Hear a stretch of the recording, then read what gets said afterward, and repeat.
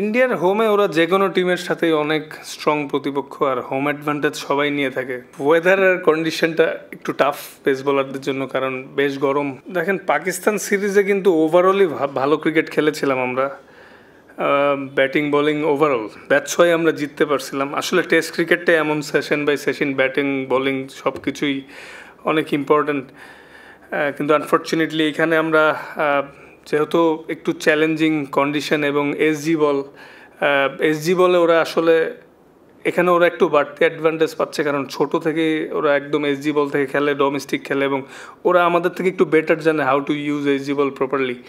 আমরা হয়তো প্রথম দিকে একটু স্ট্রাগল করছি, বাট তাও মানে আমরা আর একটু ভালো ব্যাটিং করতে পারতাম আমার কাছে মনে হয়, এবং আমরা ব্যাটসম্যানরাও সেটা অ্যাগ্রি করেছি যে যারা ওভারঅল টিম মানে যেহেতু নতুন বলে একটু চ্যালেঞ্জিং, আর তাছাড়া ওদের কন্ডিশনেও মানে নো ডাউট ওদের বোলিং লাইন আপটা অনেক স্ট্রং।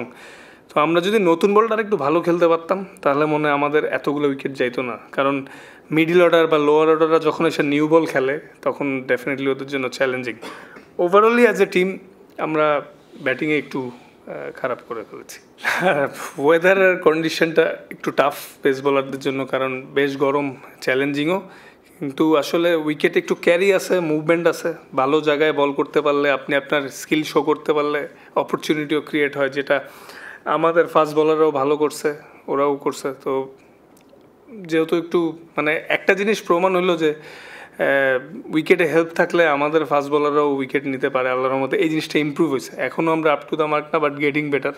অ্যাজ এ টিম হিসাবে ইমপ্রুভ করার চেষ্টা করতেছি। তো ওভারঅলই আসলে এখনও অনেক ইমপ্রুভমেন্টের জায়গা আছে, ভালো তো শেষ নেই, কিন্তু এরকম উইকেটে হেল্প থাকলে আমাদের ফাস্ট বোলিংও ভালো করা সম্ভব, এটা আমরা বারবার প্রমাণ করতে পারতেছি আল্লাহর মতো। না, ইন্ডিয়ার হোমে ওরা যে কোনো টিমের সাথেই অনেক স্ট্রং প্রতিপক্ষ আর হোম অ্যাডভান্টেজ সবাই নিয়ে থাকে। দেখবেন যে সামনে আমাদেরও হোম সিরিজ আছে, ওইখানেও আমরা হয়তো এভাবেই ডমিনেট করবো ইনশাল্লাহ। পাকিস্তানের কন্ডিশন আর অপোনেন্ট একটু ডিফারেন্ট ছিল।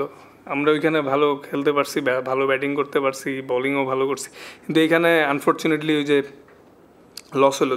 আমাদেরও কিন্তু কালকে ওদেরকে আরও আর্লি অল আউট করার উচিত ছিল, হয়তো অ্যাট দ্য এন্ডে আমরাও কিন্তু আপ টু দ্য আমার শেষের দিকে বোলিং করতে পারিনি, স্পেশালি টি এর পরের সেশনটা ওরা ভালো ব্যাটিং করছে, বাট আমাদেরও আরও ভালো করা উচিত ছিল।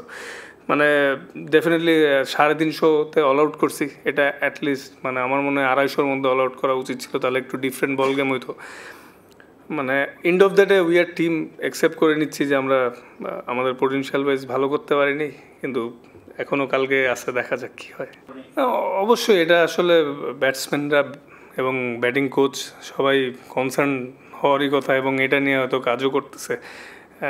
আসলে সবারই স্ট্রং জোন উইকনেস থাকে, যারা মানে ইন্টারন্যাশনাল লেভেলে আসলে সবারই ইমপ্রুভমেন্টের কোনো শেষ থাকে না, এবং যার যেখানে উইকনেস আছে সেটা ওভারকাম না করলে যে কারোর জন্যই সার্ভাইভ করা ডিফিকাল্ট, বলার বা ব্যাটসম্যান। তো এটা অবশ্য মানে এটা নিয়ে ব্যাটসম্যানরাও কাজ করতেছে, যার যেখানে প্রবলেম, কারো ভিতরের বলে সমস্যা, কারো বাইরের সমস্যা, উইকনেস সবারই আছে। তো দিন শেষে আসলে এক্সিকিউটটা ইম্পর্টেন্ট, এবং সবাই সবার জায়গা থেকে ইমপ্রুভ করার চেষ্টা করতেছে, আশা করি ভালো কিছু হবে। ডিসকাশন তো এটা কীভাবে বলবো, এটা তো ব্যাটসম্যানদের ইনশাল্লাহ আবার সামনে রান হইলে তখন ব্যাটসম্যানদেরকে আমরা বলবো।